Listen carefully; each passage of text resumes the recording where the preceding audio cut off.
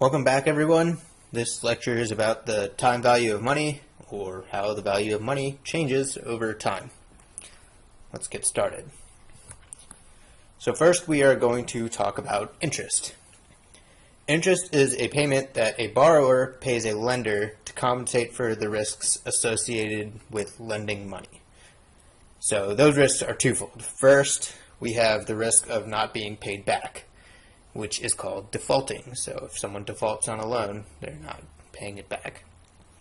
And then second, there's the risk associated with inflation, or the loss of value of money over time. So if you give someone money now, then inflation happens, and you give them the exact same amount back, then they just lost money.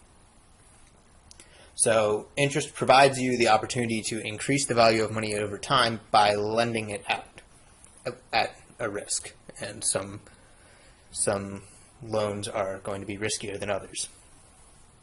So I mentioned inflation. Inflation is the rise in prices of goods and services over time. This causes the purchasing power of money to go down. So in other words, you can buy less with $1 now than you could in 1950, or you can probably are going to be able to buy more with $1 now than you will 50 years from now. So, if you have a choice between taking $100 now or taking $100 5 years from now, you should take it now. Then you can either buy more with it than you would be able to 5 years from now, or you can invest it and earn interest on it so you earn that money later. So interest and inflation are the two powers that are going to drive the change in the value of money over time. There are two types of interest that can be earned. We have simple interest and compounding interest. Simple interest is interest that will be linearly proportional to the amount initially invested.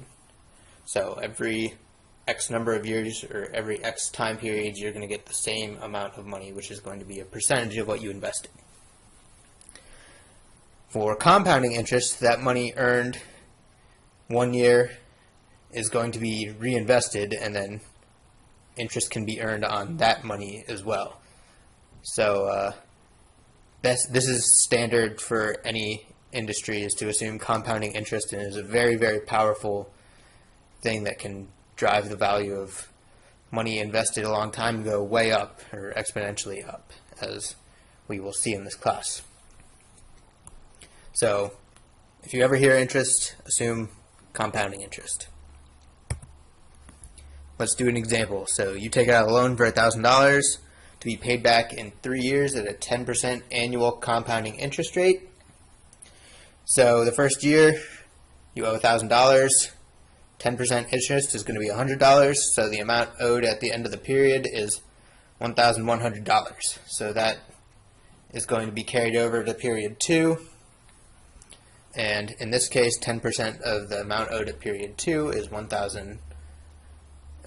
the amount owed at period 2 is $1,100, and 10% of that is going to be $110, so you owe a total of $1,210, and then so on, and you keep doing this. And at the end of period 3, when the loan is due, you pay $1,331.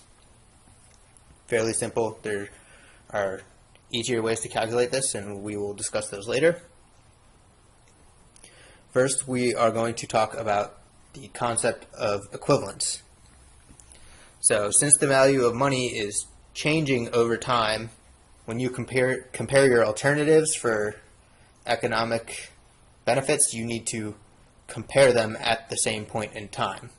So again, if you're deciding between a project and it has a certain cost now and a different cost later, you need to be able to compare that to another project that may have all of its costs up front or all of its costs spread out over time, and you need to do this all at the same time period. So for example, if you would rather have $1,500 right now or $1,700 2 years from now at a 9% discount rate, you can't answer that without knowing the value of the $1,700 at the current time. So that's what we have to figure out. Also, just a quick note, the terms interest rate and discount rate are functionally the same, but they are slightly different. Interest is money earned into the future on a cash flow, while discount rate is when a future cash flow is discounted back into the present period of time. So it's a subtle difference. In this class, we're generally going to be using discount rate, but they are the same functionally for calculations. So now we'll talk about how you build a cash flow diagram. These diagrams are very useful for clearly laying out when you expect different cash flows to occur and organizing your expected payments or income on projects. So we'll talk about the notation first. I is going to be your interest or discount rate. You have a capital N, and that indicates the number of periods. P is going to be the present value of the cash flow. F is going to be the future value of a cash flow. And A is an end of period equivalent cash flow. So it's going to be like a uniform set of payments every period. And it starts at the end of the first period traditionally. So A starts at the end of period 1 and goes through the end of the last period. If I talk about equivalent cash flows, that is the value of a set of cash flows all brought back to a certain time period. So the present equivalent value would be the present value of all cash flows in your cash flow diagram at a certain time. The future equivalent value is the future value of all of the cash flows, and same with the annual equivalent. So to build a cash flow diagram, we start with a number line from 0 to n. So however many periods you have, that's how long your number line is. Each tick mark is going to represent the end of a period. So 0 is the very start, and then 1 indicates the end of the first year. This is when cash flows occur. There's also a good practice to write the interest or discount rate somewhere, just for transparency. So next we add cash flows. Cash flows are going to be arrows that you draw at locations where the cash flow occurs. So the direction is going to indicate a sign, the sign of the cash flow. If it's up, it's positive, and you're receiving a payment. If it's down, it's negative, and you're making a payment. This is arbitrary, so you can reverse it. You can have up being negative and down being positive if you want. Just make sure you're consistent. The length of the arrow is generally going to indicate the magnitude of the payment. So longer arrows mean larger payments. Smaller arrows mean smaller payments. So we'll do an example. Here's the arrows. Let's go ahead and do an example. This is example 4-1 in the book. So if you want to follow along, by all means. For those of you who don't have the book, before evaluating the economic merits of a proposed investment, the XYZ Corporation insists that its engineers develop a cash flow diagram. An investment of $10,000 can be made that will produce an annual revenue of $5,310 for 5 years and have a market or recovery value of $2,000 at the end of year 5. Annual expenses will be $3,000 at the end of the year for operating and maintaining the project. Use the corporation's viewpoint.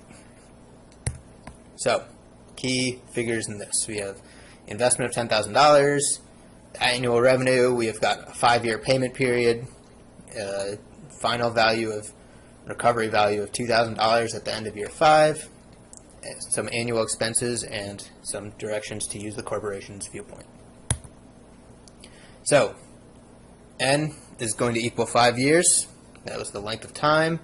P is the negative $10,000, right? That has an upfront cost of $10,000 is what we said. The recovery value, that means that you can recover some of the funds on that. So at the end of year 5, you can pay, or you get paid $2,000 to sell whatever it is or recycle the equipment, and that will have a value of $2,000. There's an income of $5,310 annually, and then a cost to operate and maintain the project at negative $3,000 annually. So those are both annuities. So we have our number line. from 0 to 5. $10,000 down direction, so that indicates the cost. And that's our P. Notice it happens at time 0. Our two annuities, they begin at time 1, they go through the end of time 5, or the end of year 5. So we've got $5,310 positive, $3,000 negative. You're welcome to combine these if you choose. If there's some differences, though, it might get in the way, so I don't recommend necessarily doing that. Finally, we have a $2,000 recovery value, so that means we earn another $2,000 at the end of the project. There was no interest rate, so we don't have to write an interest